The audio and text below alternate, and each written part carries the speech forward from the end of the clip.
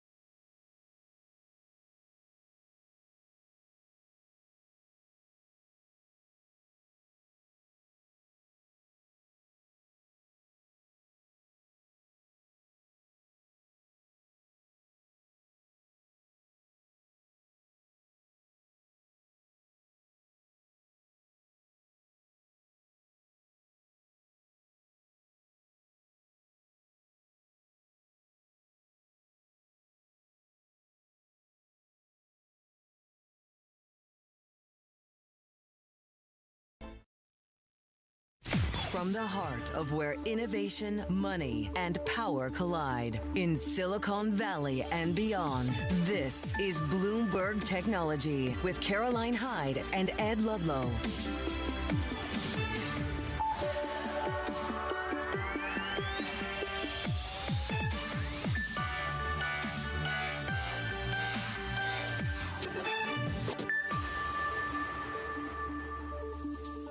Welcome to a special edition of Bloomberg Technology. I'm Caroline Hyde, right here in Las Vegas. We are live from the Human X AI conference, and we're going to be talking to some of the biggest industry leaders and decision makers in the AI space throughout this next hour. As you can see, a key lineup of expertise, but we get into these public markets because the anxiety builds around yet further tariffs, the geopolitical fallout, as we see a national state of emergency declared around electricity, as we're concerned about further tariffs on goods coming in from Canada, the metal space, Nasdaq 100 off by 0.8%, Nvidia down once again, we're down by 0.6%. Oracle's numbers not living up to expectations when it comes to data center potentially.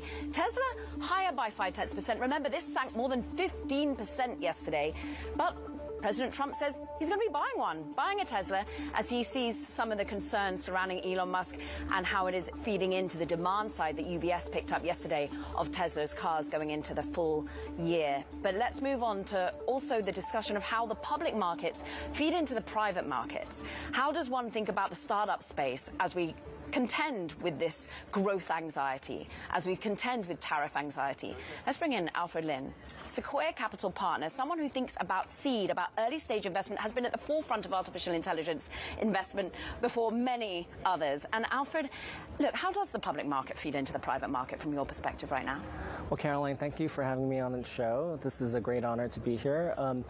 To answer your question directly, we just think about building great companies and partnering with great founders and helping them from idea to IPO and beyond. And so in terms of thinking about the public markets, we just think about much longer term. We work with founders at the idea stage. In a decade, that company can then be worth $1 to $10 billion. In 2 decades, it could be worth $10 to $100 billion.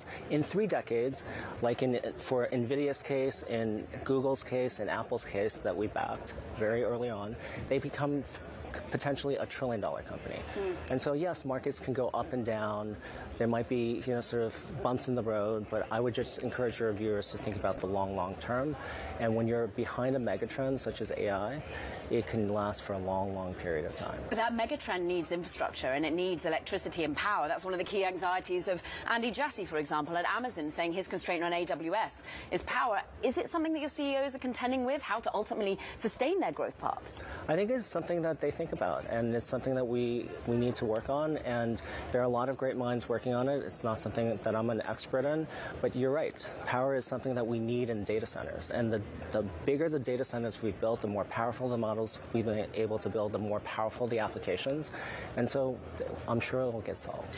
What's so interesting is, of course, you mentioned how Sequoia was early into Jensen Huang's vision for AI. You're now thinking about not just sort of moving away from LLMs, we're going into application layers, and we're also going into physical AI. I know that that's really important to you at the moment, the application of robotics. Where is the next growth story in this long-term megatrend?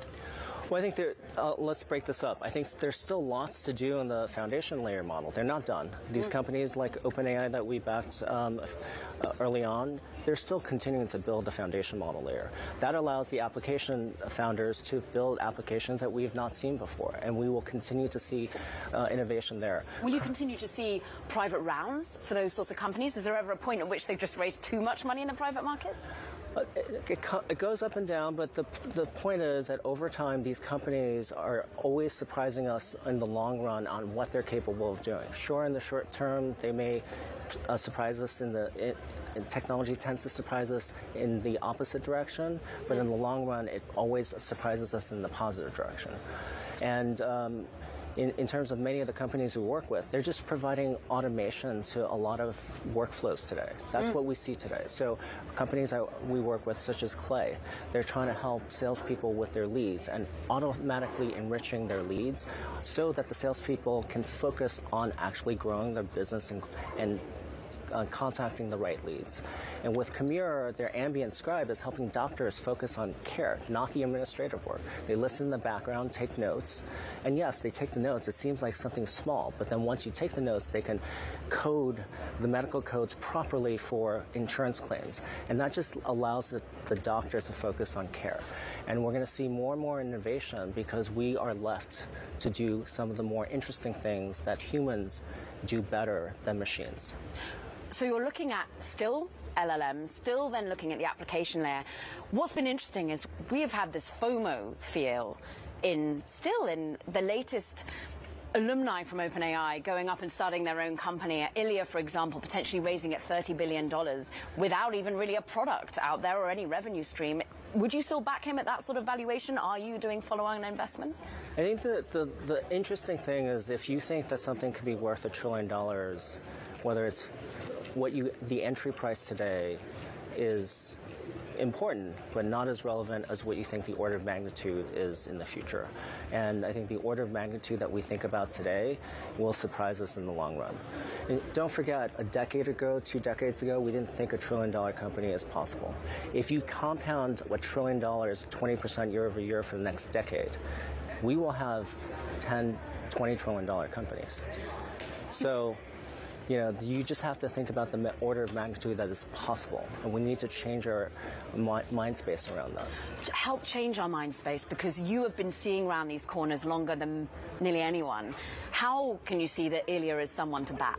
How can you see that a founder isn't an individual you want to see the vision of and think that they're going to build $1 trillion company? Yeah, I think that it comes down to the founders, and we've been very good at picking founders that are known by their first names. Jensen at NVIDIA. Steve at Apple, Larry at Google. Sam at OpenAI. Sam at OpenAI.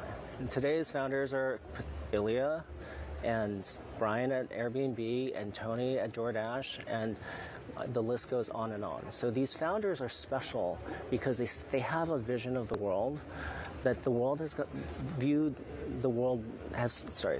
world has solved a problem incorrectly, and they want to go change it.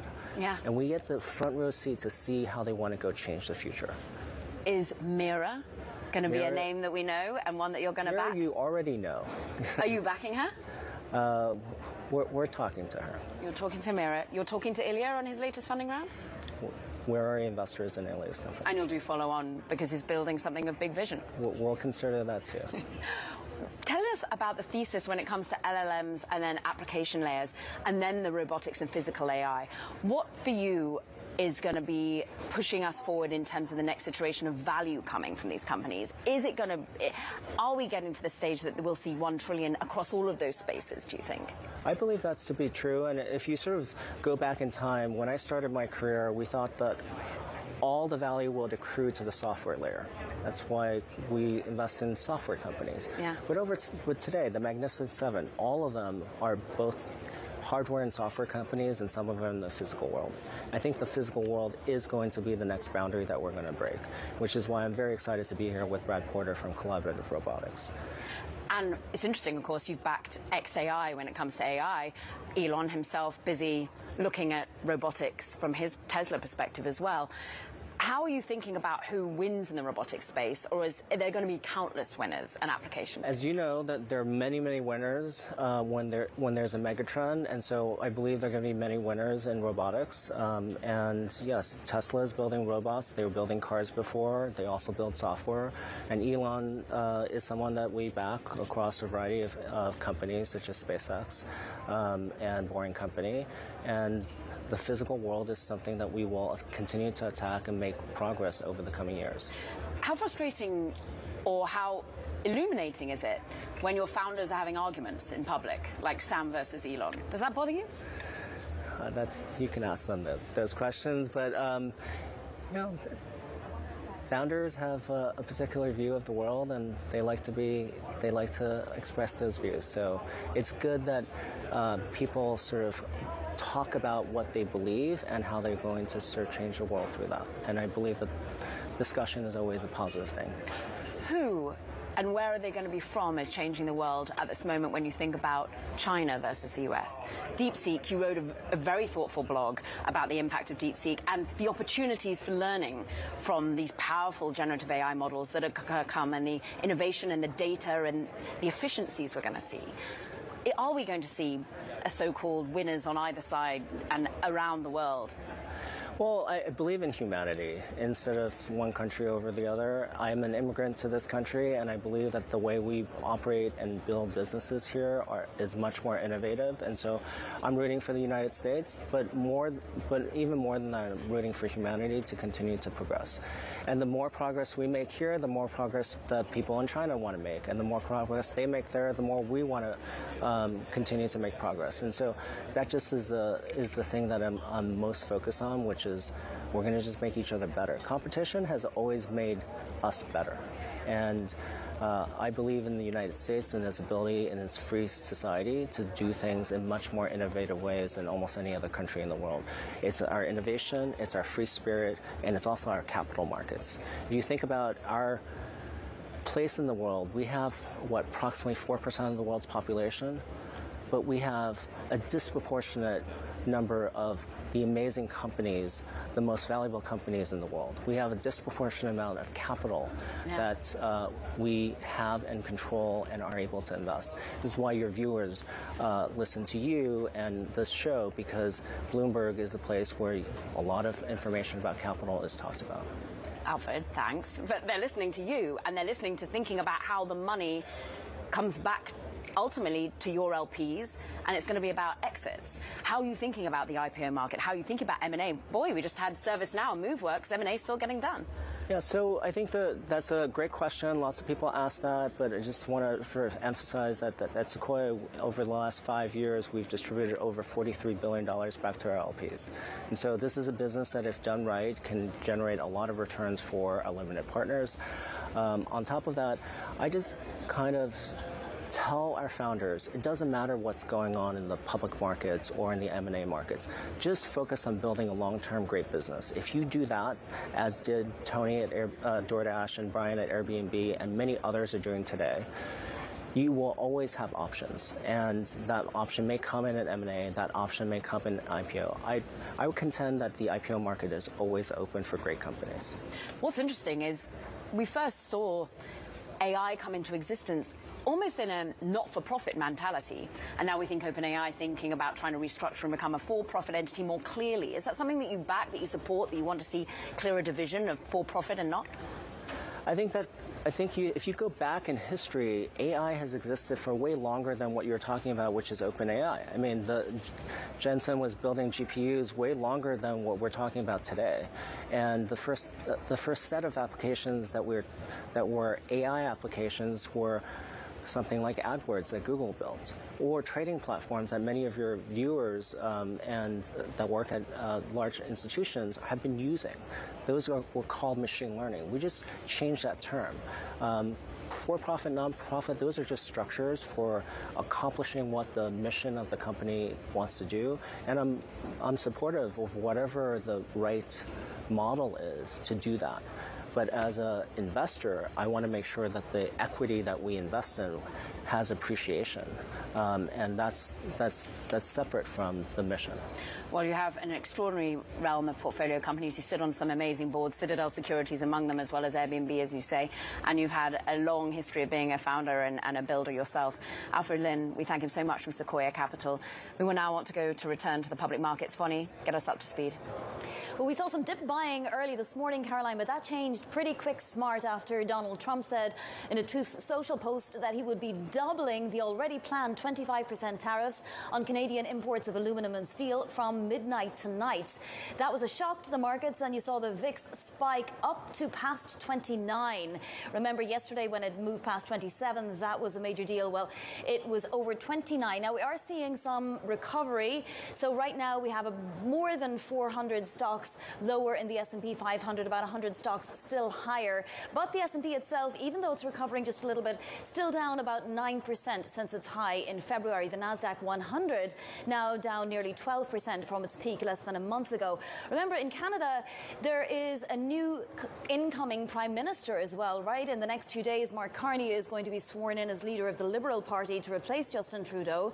So there's a lot to be said on the part of the leaders in Canada in the next few days. The Canadian dollar is weaker versus the US dollar today too by about 0.5%, trading now at 145.12. All this, of course, on the idea that Trump is upping the ante on tariffs. We knew that 25% tariffs were coming in already at midnight. That is now 50% tariffs. You're seeing the steel and aluminum producers jump on the news. So the likes of Century Aluminum, Nucor, Alcoa, they are all higher.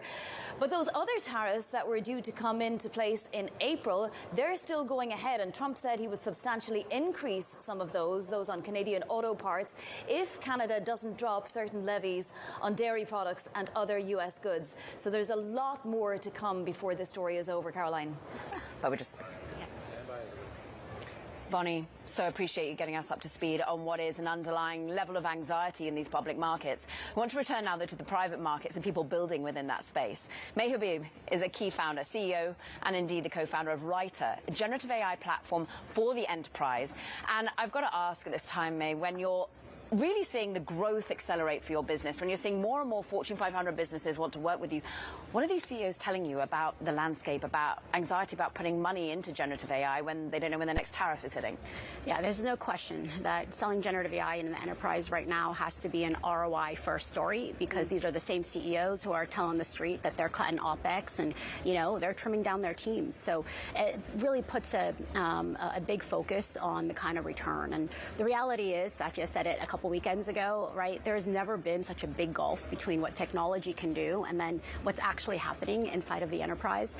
We've got a survey coming out, Fortune 500 execs, 71% are saying that their generative AI efforts have been very disappointing.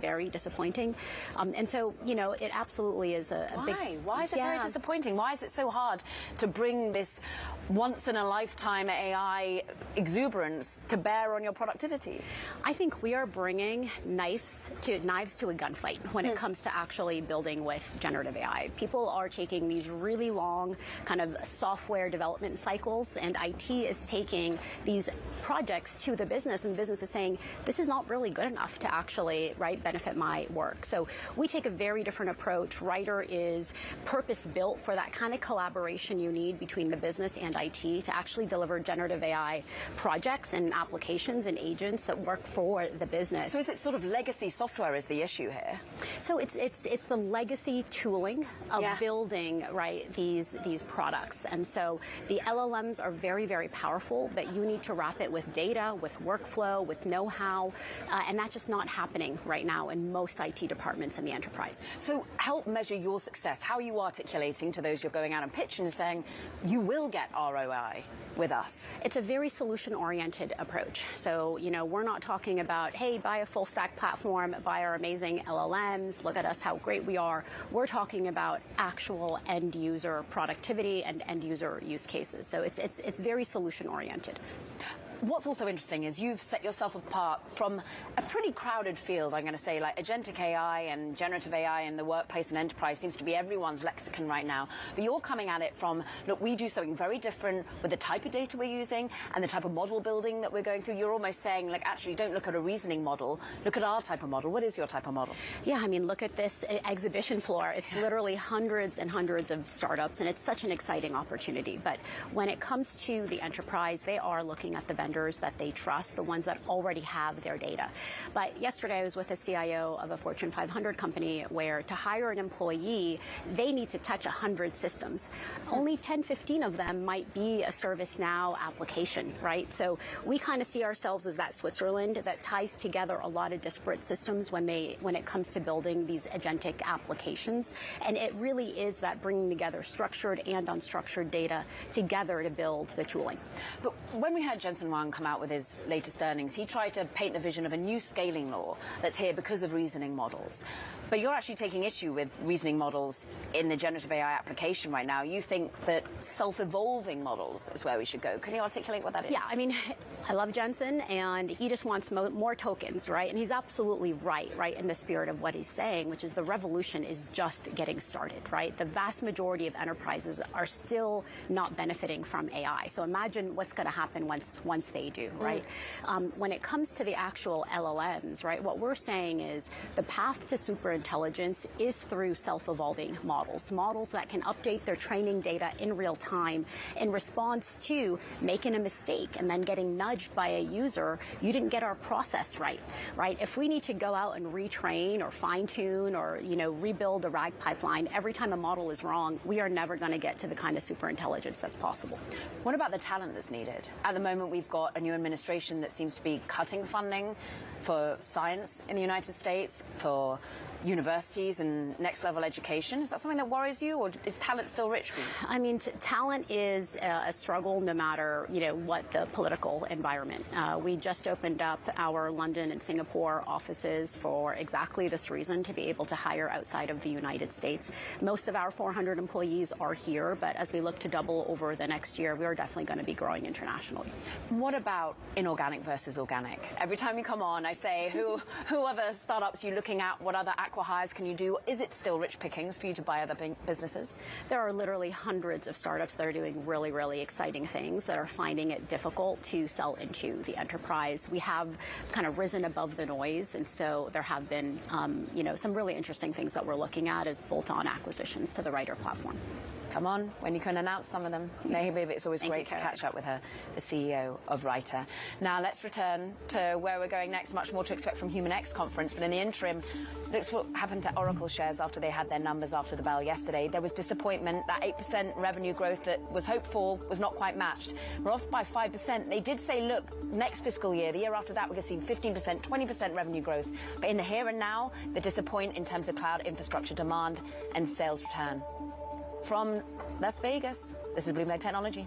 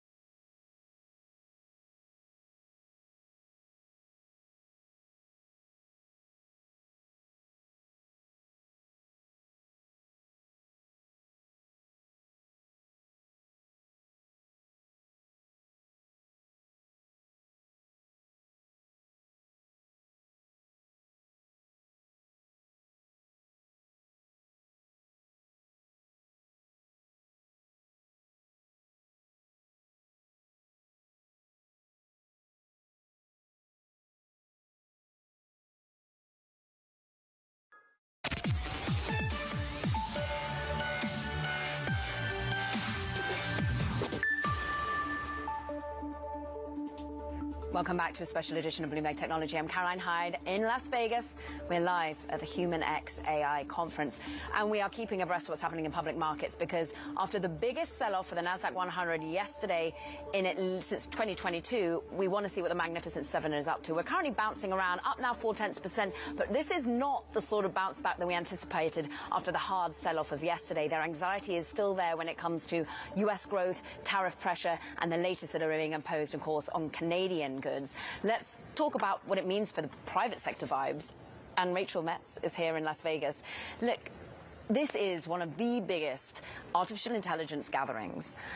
Are they feeling exuberant? Are they worried about what's happening in the public markets and the sell-off that we've seen in the likes of NVIDIA, down $1 trillion from its highs of market cap? I think it's a little bit of both things, right? I think people are a little concerned about what's going on with the stock market, but frankly, during the time that I've been here, I see a lot of people excited about AI. I mean, this is a conference that has not happened before, so people are excited to be here to see what's going to happen here, and a lot of people probably haven't been together, in this space, and there are so many people. The vibes are, I'd say, pretty good at this moment. Because the moon music had been still one of FOMO. We're just talking with Alfred Lin about how his still speaking with Ilya, who's potentially raising at $30 billion. Yeah. The ex-OpenAI alumni who are coming out, Mirati's raising money. We're expecting just these bigger and bigger valuations with fewer and fewer products actually being offered. People are getting in at such an early stage. Is that going to stay with these public market gyrations?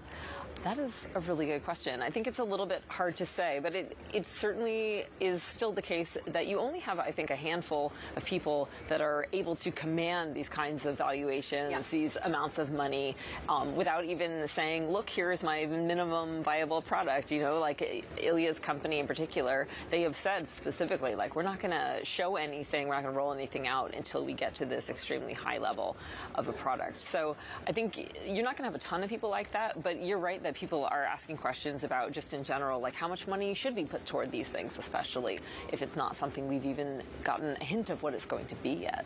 You're speaking with international CEOs as well and leaders of AI businesses. How are they viewing the US as a place to be building right now versus France and Mistral, or what's happening in the Middle East or in Asia?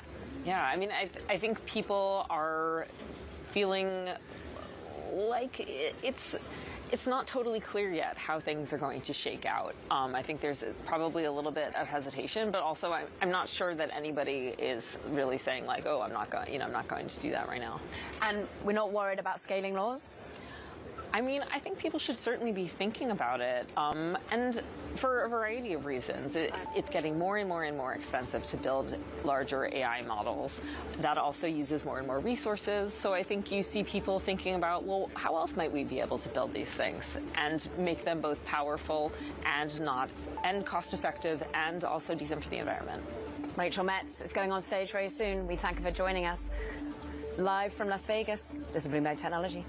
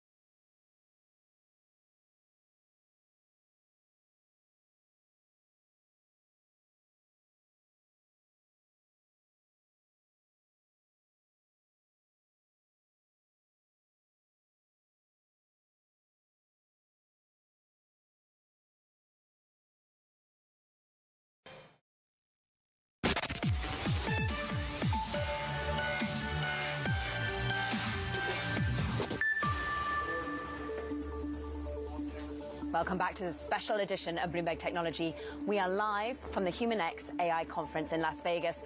Just bear with us as we have some technicians playing with the sound system behind us, but we get straight to these markets because we are bouncing around. The volatility is real today. Nvidia, after a hard sell-off yesterday, is bouncing up 1.8%, but it has been in the red today as we try to digest the latest wave of tariffs, of an electricity state of emergency here in the United States being declared by President Trump. Meanwhile, President Trump also says he's going to be buying a Tesla. Tesla up 2.9%, let's call it, after a 15% sell-off yesterday around the anxiety of sales and the future. UBS analysts calling that one out.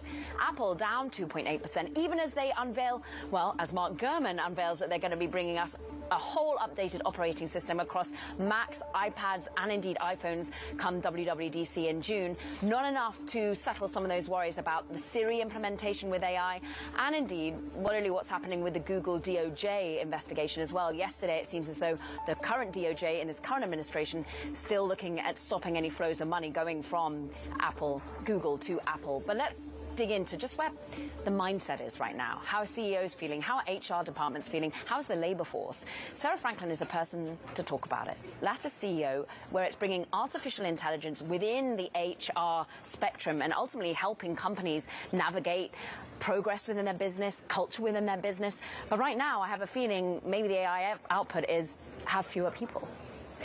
I mean, Caroline, we are in a new economy. It has transformed from a data economy to an AI economy overnight. And you're seeing the questions of like, what does this mean for my jobs? What does this mean for my people? What does it mean for my business?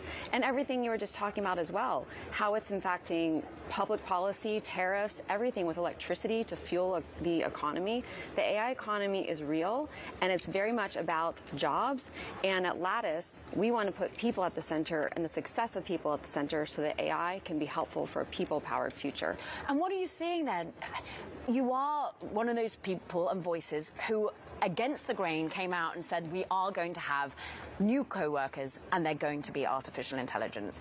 What does that mean for disruption of the labor force? What does it mean for the ultimate labor force data we get week in, week out, which currently is starting to see a little bit of a bump up in unemployment? Yeah, I mean, Caroline, in July, we had this vision. We saw what was coming with AI, and we wanted to get ahead of it because we believe that we need to put the success of people as a primary. How do we help people understand how to work together with AI, where they are your coworker? And how do you manage AI when it's not just about automation, it's about autonomy? People need to understand that AI will be acting on your behalf, on your brand's behalf, on your business behalf. And so we are ahead of this, and we're helping HR leaders be the people that are helping their companies bring AI in responsibly so that we can make sure that every career, every job that's changing, we can put AI into it in a way that helps people be successful in the future. May Habib of Writer was just on saying they've got a survey coming out showing that at the moment CEOs are really disappointed with generative AI, with the productivity lack of gains. How are you measuring success? How are you starting to show up that it's helping in the world of HR? Yeah, so this is a thing. This is new. This is an unwritten book for us, and people don't know what to do. People are saying, okay, let me just bring in AI, but then you have blank slate problems, or you don't really know how to use it. So we need to invest in the education. We need to invest in the career pathways. We need to invest in how people can be successful. Are CEOs willing to do that in this anxiety-ridden market where they're just trying to think about the bottom line? They're willing to invest in their people? CEOs are, and this is where HR leaders have an opportunity to be that rock for them to lean on and for them to really go forward and know what to do to invest in their people and their performance, because the ultimate judge is how performant is your company. And performant companies are that way when their people are performant, they're engaged, they're passionate, and they know what to do and they know how to use the tools. You can't just throw AI at them. You have to say, this is how you're going to use it. And we want to do this in a way that puts the people's success as the primary. Look, I'm going to ask a kind of uncomfortable question with two women sitting here at an AI conference and thinking about who generally is in HR departments. But how are women adopting it, in particular, generative AI versus men? How is it disrupting women more in the workplace than men? Or is that just a too basic, simplistic idea? The truth is we're too early to tell. Like, this is all new. What I do love is that is two incredible women here. Stop it. Big fan. Is that women have that curiosity, they have the resilience, they have the ability to adapt to change, and they say, okay, this is new. Let's bring this in and figure out how it can help me, me and my team. And having that mindset of how we can use this technology to be helpful is the mindset. We don't want to just automate people out of work.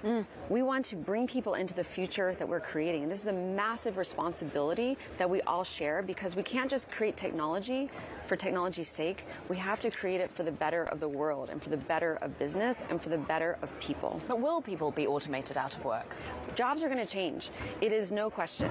There is a massive reshaping that every CEO, what is on their mind is, how do I reshape my business? How do I reshape these career pathways? How do I put this in there? And there's so many questions we don't have the answers to. That's why we need courage in the leadership, and we need to be responsible, accountable, and transparent in the decisions that we're making.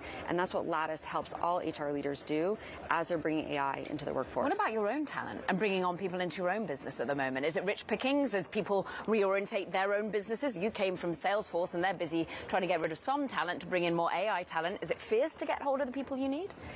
We are hiring at Lattice, and we have a great talent pool that's coming in, and we invest in our people. And this is something which I'm proud of as a CEO, that I know that my company trusts me, and I know that they know that I will be transparent and accountable to the decisions that we make.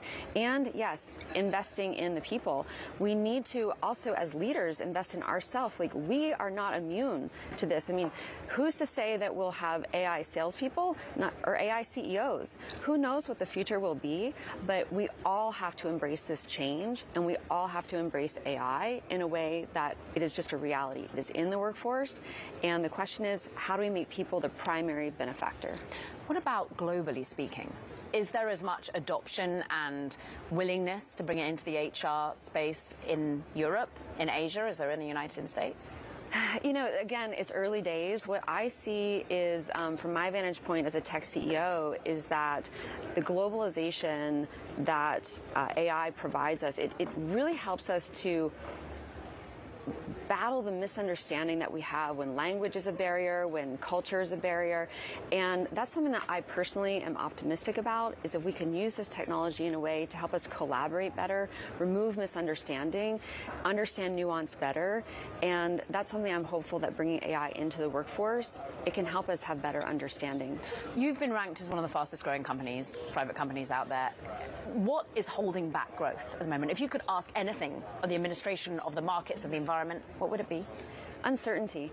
We are in a very uncertain time right now. And so the way that we get everyone together and go to growth is by being very certain in our pathway and just calming the fears that we're going to eliminate people from all jobs. Say, we are committed to a people-powered future, and we're committed to building your success. Yes, it's a change. It's happening fast. We can't be living in that movie, Don't Look Up, you know? Yep. We have to know that this is going to happen, embrace it, and have the courage and the support of each other to together go into this future and be responsible, accountable, and transparent, because trust is really the currency of the AI economy. Sarah, it's great to catch up with you here. Great to be Have a wonderful time at HumanX. Sarah Franklin, Lattice CEO. Let's get back to some of the anxiety in the public markets now. Vonnie, standing by.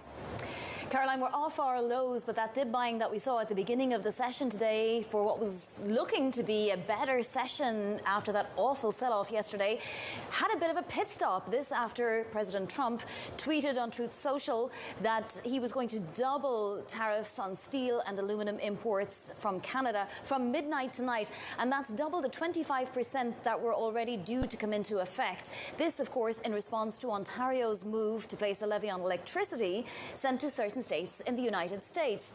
Now, we know that Canada tends to match US tariffs, so anxiety spread across the market. We saw the VIX index above 29, slightly calmer now, but it is still above 28. It reached just 28 yesterday, and so you can see this two-day move in the VIX has seen some very definite spikes, and the market isn't quite sure who to believe or what comment to wait for next. We're obviously waiting for a response from Canada, but we have the current current Prime Minister Justin Trudeau, who will be handing off to his successor Mark Carney, who's due to be sworn in as leader of the Liberal Party and therefore Prime Minister in the next few days, waiting on a response from those. But in the meantime, we're seeing the Canadian dollar weaken, although again it's off its lows. It's trading below 145 now.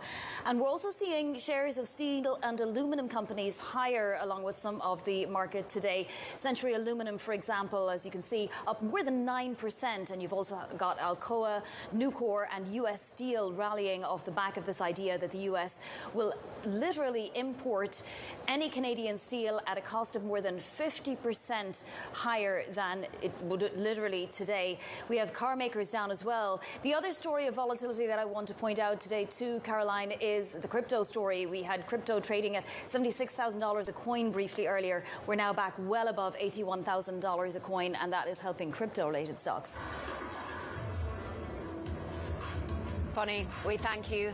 And just as we come back to HumanX here in Las Vegas, the music is pumping because we've got a mixture of euphoria around artificial intelligence. We've also got a healthy dose of anxiety around these public markets. Andrew Feldman joins us now, Cerebras CEO, who is in the market of updating ultimately access to compute with a whole new way of thinking about bringing the data center to life. Andrew, I ask you in this time where we're worried about an electricity state of emergency. You need power for your data centers. I know you've got efficient data centers, a whole new way of powering that means less power is necessary than the usual architecture and GPUs. But does that worry you, an electricity state of emergency? Look, I think as a nation, we've underinvested in our infrastructure, including electricity infrastructure. And AI uses a fair bit of power.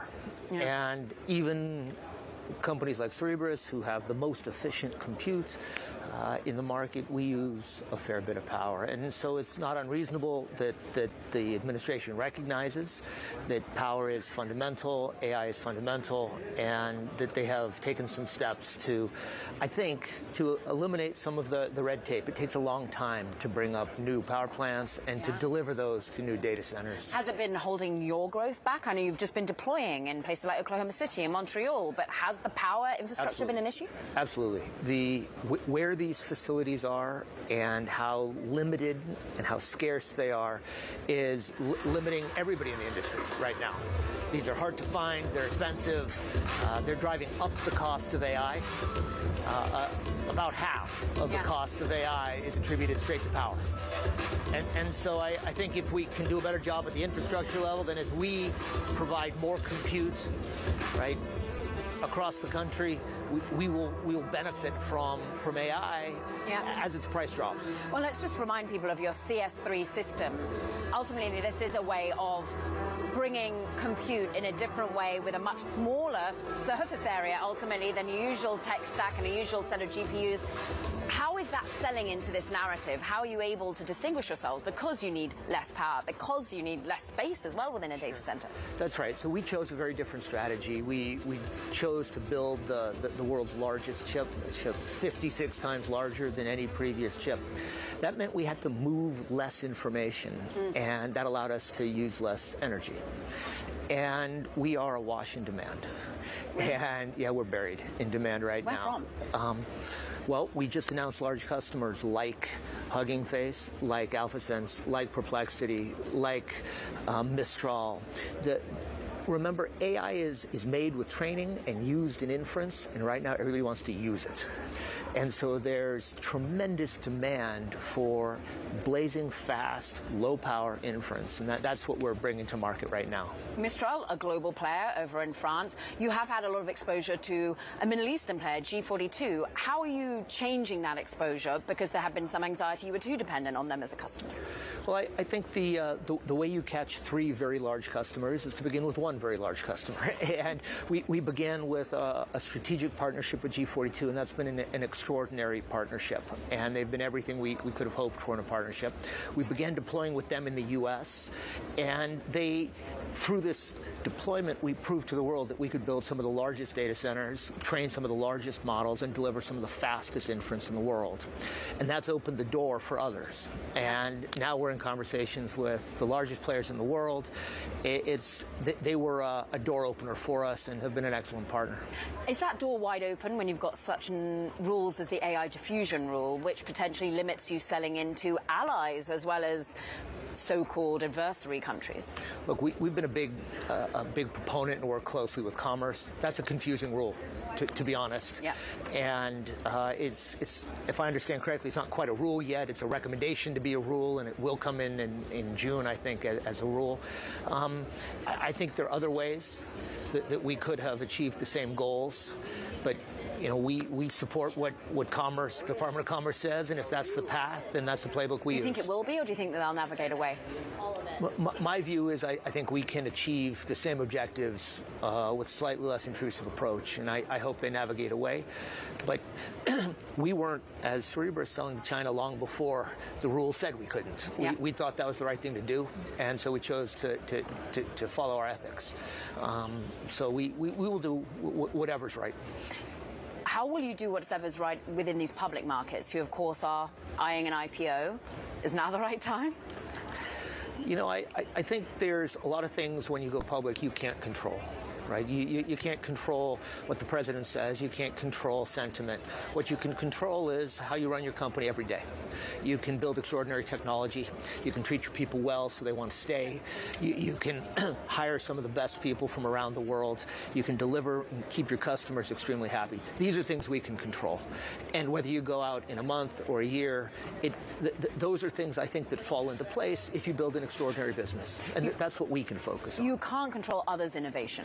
We can. And I'm interested in the innovation that DeepSeek brought and the idea that maybe we'll have more and more powerful models with less and less compute need. Are we ultimately just going to scale the applications? I think that wasn't exactly what DeepSeek showed. I think what DeepSeek showed was that several hundred people and a fair bit of compute, maybe less than others had used, but a lot of compute could produce a very interesting result in the open source community.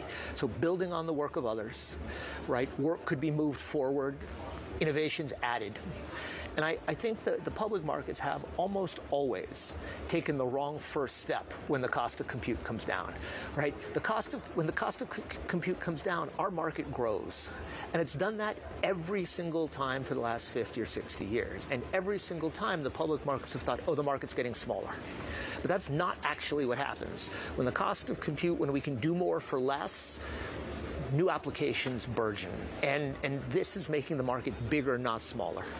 And you'll be there with the offering of inference and compute. We will. Andrew Feldman, Cerebras CEO. Delight to have him here. Thank you. Now coming up, so much more. Poolside CEO going to be discussing the future of his business as he focuses in on coding with generative AI. Jason Warner joins us. Now we return to what's happening in the NASDAQ and the SOX right now. As we know, tumult has been upon the tech sector. We're now up about 0.1% on the NASDAQ 100 after its worst day since 2022. Yesterday, we lost almost 4%. We wiped out $1 trillion worth of market cap. We see a slight recovery, but still worries there. The semiconductor index down 0.6%. Here's the Bloomberg Technology.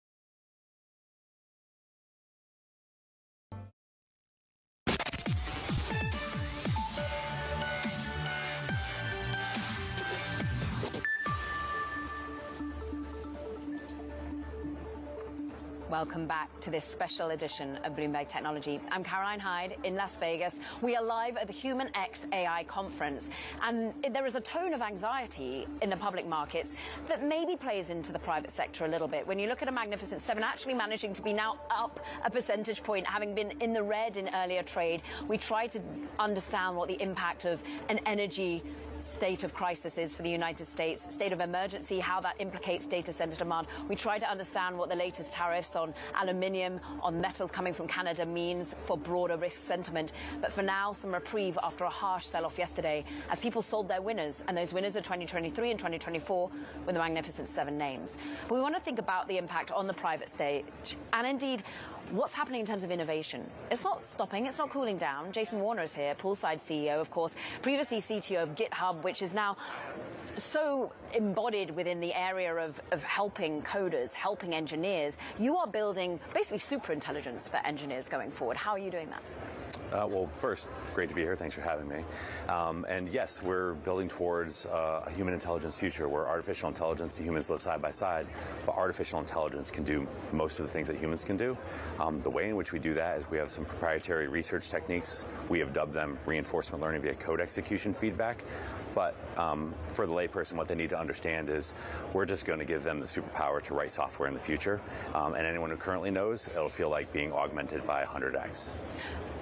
Will that displace the number of engineers we need, or ultimately free them up to do more? How are you thinking about augmenting versus replacing? Yeah, I mean, I think the conversation of replacement is always one that pops up, but I tend to look at these things about what we're going to be able to do more of, what we'll be able to do faster. And this is where I get excited, because I think about what software does currently. In 2025, it underwrites almost the entire economy that we have. But if you think about what it can do in the future, is it can take something that might be 5 or 6 people months of 10 humans to do this, and it can reduce that to compute hours.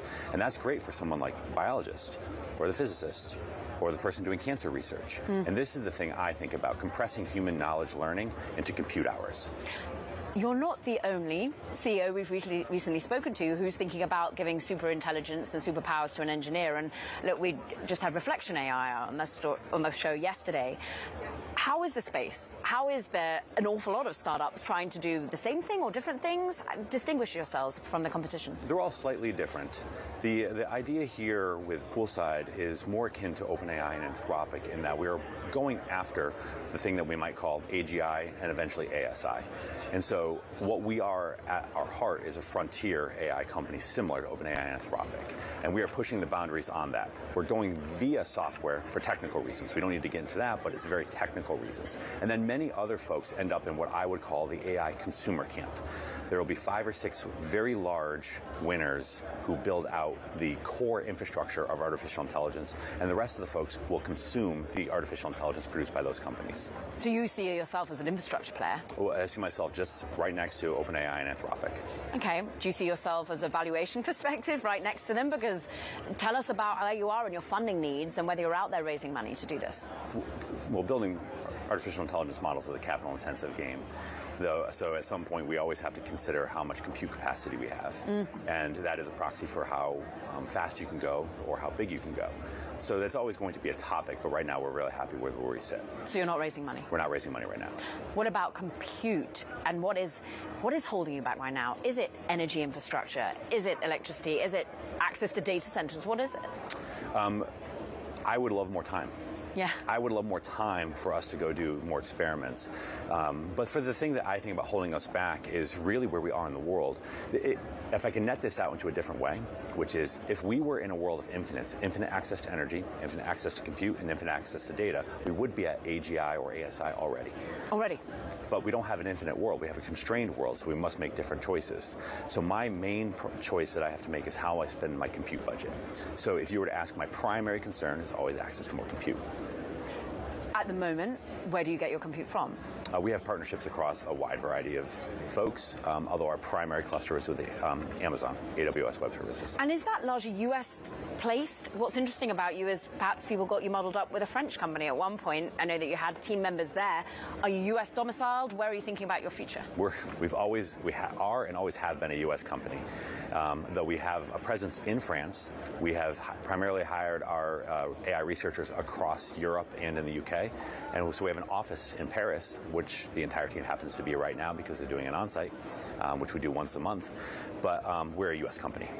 US company and wishing for more compute alongside a lot of other US companies. Jason Warner, it's been great to have him, the Poolside CEO, keep a track of that company in the private sector. Meanwhile, back in the public sector, we are looking at shares, the NASDAQ stocks that are in the chip sector, Nvidia as well, a very volatile day. We're currently up 0.25% on the NASDAQ 100 after a brutal sell-off yesterday, the worst that we've seen since 2022. The semiconductor index is still underwater by some 0.4%. Remember, Oracle numbers as well, perhaps giving a bit of a dampening spirit to ultimately the demand for AI and how quickly we can get data centers on track. Interestingly, they're still pointing towards 15 to 20% revenue growth for the next fiscal years, so pointing that really the demand still remains insatiable when it comes to infrastructure.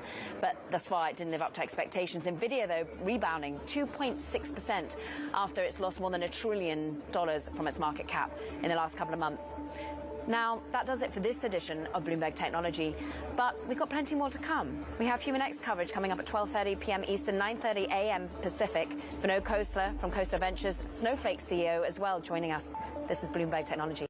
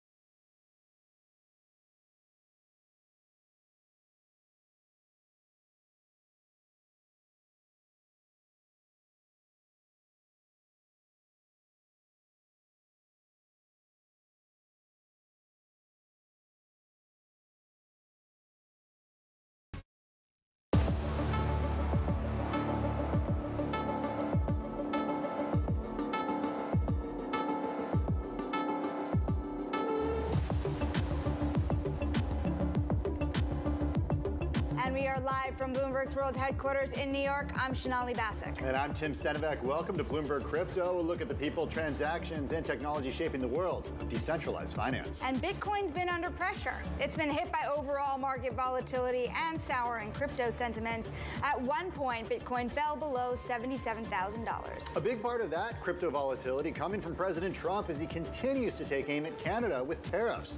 In a moment, we discuss U.S. energy policy with a Canadian Bitcoin miner CEO. And the crypto industry is still digesting the president's recent White House summit and his move for a Bitcoin reserve.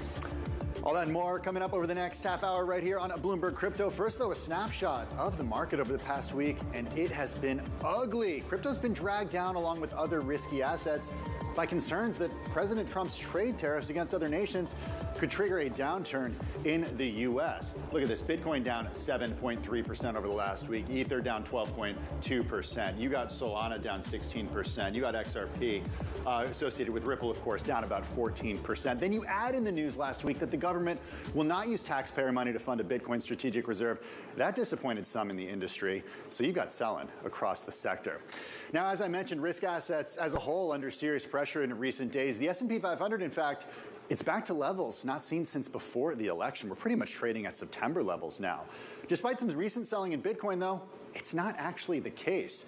Bitcoin's still up 17% since the election, though it's down about 25% since its January high, Shonali. I have a chart for you, Tim, that can explain some of what's going on, because to your point here, there are some supply-demand questions. If you don't have the U.S. buying, then where is that marginal buyer for Bitcoin? But by and large, also, who's selling? If you think about the risk appetite out there, this is the correlation of Bitcoin to the NASDAQ 100. The NASDAQ 100 hit correction territory again this week, and you do see that there have been times that Bitcoin was a diversifier. That's not true today. You have seen that correlation start to rise once again. I do want to flip up the board here to shares of Michael Saylor's Strategy, because this is one stock in particular. Of course, a lot of people were very excited at post NASDAQ 100 inclusion, but it's fallen to nearly halfway below its November peak. It's certainly fallen quite significantly this year alone, but again, Michael Saylor, big believer, he keeps buying.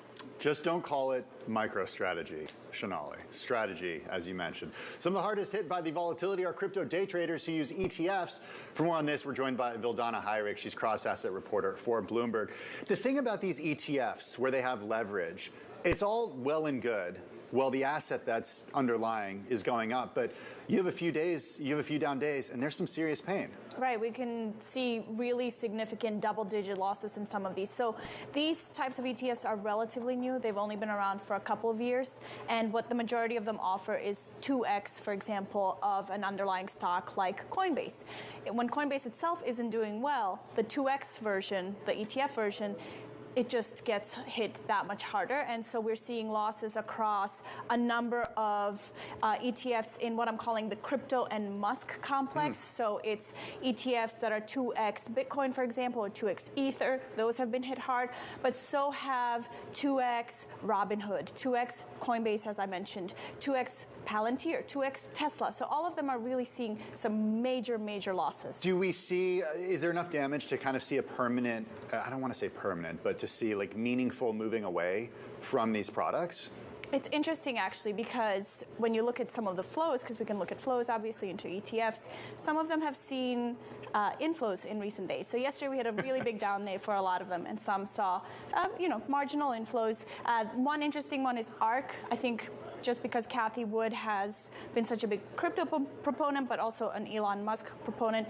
And on Monday, she saw a nearly $300 million inflow into ARKK, the flagship ARK fund. And so there's a little bit of dip buying, but I think it's too early to tell because overall, everything has just been doing pretty poorly. In the commercial break, you're whispering to me MSTX. This is a 2x levered MicroStrategy or strategy. There we go. Was MicroStrategy. That's my still kind of in the name. What are you going to do about it? You know, one thing that interests me about all of this is that you had that era, let's say before the FTX crash, where a lot of leverage was popped out of the system through means of exchanges and brokers and other types of companies. Is an ETF the new way to really find leverage in this system? And is it a safer way than in the past, especially if you consider MicroStrategy being a levered play on crypto and then the ETFs being leverage on top of leverage? Right. This is another interesting complex in that MicroStrategy is buying Bitcoin, which pushes up the price of Bitcoin, which helps MicroStrategy go up, which helps the ETFs go up, and the 2x versions. And, you know, it really is this complex that, you know, as we were just saying, gets disproportionately hit when things turn lower. I wouldn't say it's necessarily safer, but ETFs are definitely easier to move in and out of, which is why one of the reasons why people prefer ETFs. But still, MSTX and MSTU, they're the 2x MicroStrategy ETFs, and those have been hit really hard so far this year. We appreciate your reporting so very much. That is Vildana Hajric with Bloomberg. Here now with some industry perspective in volatile markets. John Wu, president of Ava Labs. Ava Labs developed the $8.2 billion Avalanche token, which is the 14th largest cryptocurrency. And of course, John, we love to talk about this. You are a longtime trader yourself, a tiger cub, if you will. When you look at the volatility in the markets right now, we were just talking about leverage. The question remains, has enough leverage been popped out of the system to be comfortable with the floor that we're seeing in Bitcoin today? Well, I think it's actually ironic that we're worried about the asset prices going down so much when we're on the cusp of massive adoption in the space as regulatory clarity is on the come in this year. Now, in terms of whether it's bottomed out or not, that's a tough question, but if you look at the open interest in the futures on the exchanges, there's a little bit more to go down perhaps. And also the other thing that people don't realize in terms of leverage on the space is that in the on-chain world, one of the biggest growth areas has been what they call liquid staking. And liquid staking is nothing more than rehypothecation, allowing your Ethereum to be collateralized and to be staked and restaked. It's literally no different from what we saw in 2007, 2008. So now with this down market, that there's a lot of liquidation of that because you're unwinding that leverage. So that is happening on-chain in terms of some leverage unwind. But you're right, it's nowhere near what we saw in those centralized wallets with the leverage back during the FTX timeframe. You know, it's interesting because when you saw the moves out of the White House, perhaps there was no more excitement than what we saw surrounding the potential for a strategic Bitcoin reserve and then the White House Crypto Summit. The idea of you have kind of all the president's deputies here bringing over the community to home base. Nothing happened, at least not in terms of pricing. In fact, you're worse off for it when you look at it today in terms of crypto pricing. So realistically, is there a big move that this administration would have to make to bring the price back up to where we were in the weeks after the election? I think it's naturally going to happen. I mean, there's now more refining of the Genius Act, which is basically the Stablecoin Act. That will go into place. And then stablecoins are the big unlock in terms of adoption. So you have adoption that's going to happen when regulatory becomes more clear. We are working with so many different companies, like the Cleveland Cavaliers, trying to put an entire loyalty fan-based engagement system on chain so they can have better understanding of what their fan base is actually doing by using payment rails, using stablecoins possibly.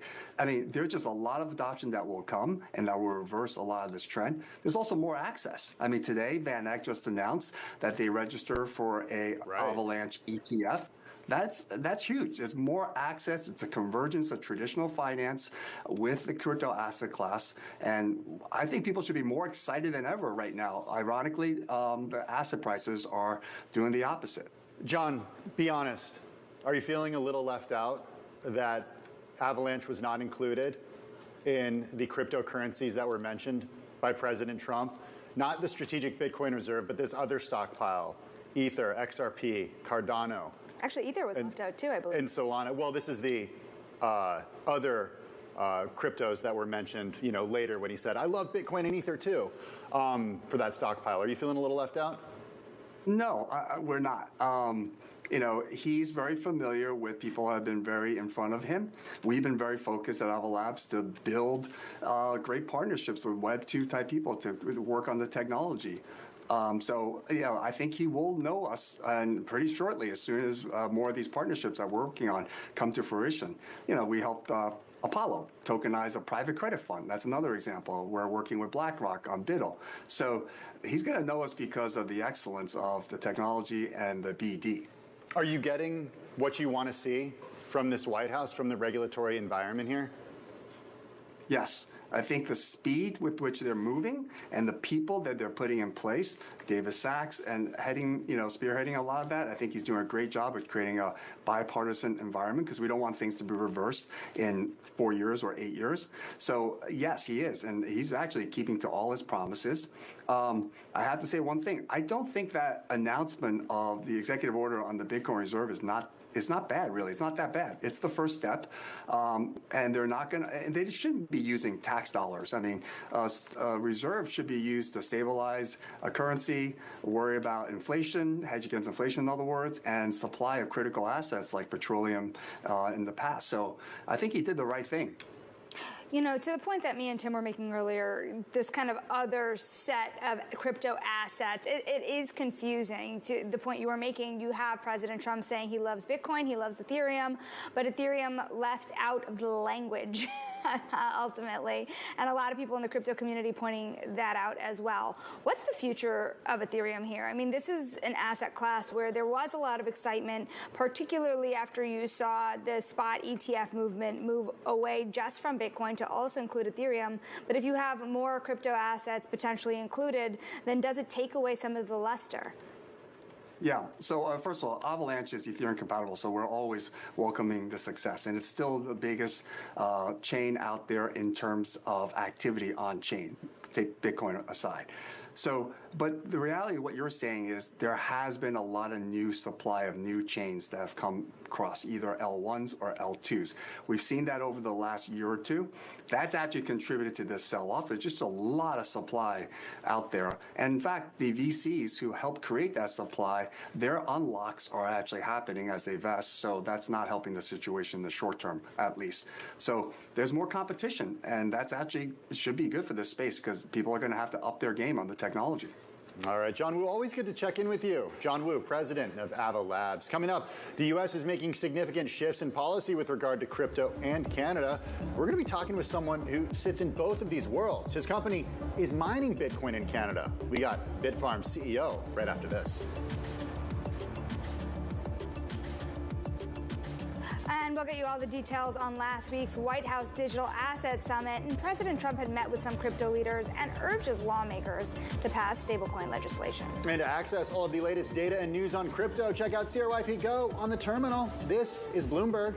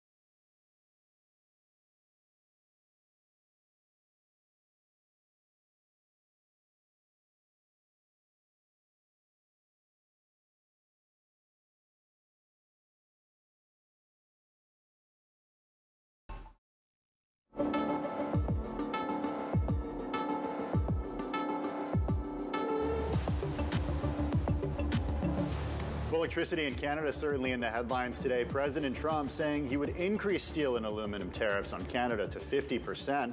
Trump says this is in retaliation against Ontario's move to raise taxes on electricity sent to the U.S. One company perhaps best positioned to discuss this current situation is Bitfarms. It's a Canadian-based Bitcoin miner. Its CEO, Ben Gagnon, joins us now. Ben, good to see you. How are you looking at this back and forth between the U.S. and Canada historically? Its closest neighbor and ally. Thank you for letting me be here today. I'm really excited. I think the situation is constantly changing, but the reality of it is that both of these countries are energy nations. They're countries whose economic success for the last 100, 200 years with the Industrial Revolution has been driven by access to cost-effective power. And so the opportunities that are present in the United States are also present in Canada. And I think this will all resolve itself and end up in a much more deregulated and smooth and efficient market, because for years it's been tied up in regulatory red tape. I don't think this is anything new. I think it's just being drawn a lot more attention to it. But certainly the tariffs that have been announced are new. Certainly, yes. So how does that affect the Bitcoin mining business in Canada, given the fact that lots of Canadian miners have sites close to the northern border? Yes, so we have all of our sites are based in Quebec, and I think the two largest areas for mining in Canada are going to be Quebec and Alberta, followed maybe by British Columbia. I don't know if there's a lot of Bitcoin mining happening in Ontario. It's not as robust of an energy market, and over the last several years, they've really taken a big push on cutting back on baseload capacity, and so they have a much less attractive market for Bitcoin miners and for data center companies. So I don't think it's really impacting the industry so much today, but I think it does have implications for what policy and regulatory frameworks are going to look like in the future. And what we want to see as a company is we want to see greater access to electricity markets. We want to see less regulation on setting up new businesses, setting up new power applications, so that we can continue to grow our business. Right. Expand on that a little bit, because on one hand, you have the president saying he wants to send more electricity to the United States. Electricity, power is certainly something you need as a Bitcoin miner. At the same time, you said you're in the U.S., about to go to Pennsylvania to look at some of the acquisitions that you have made.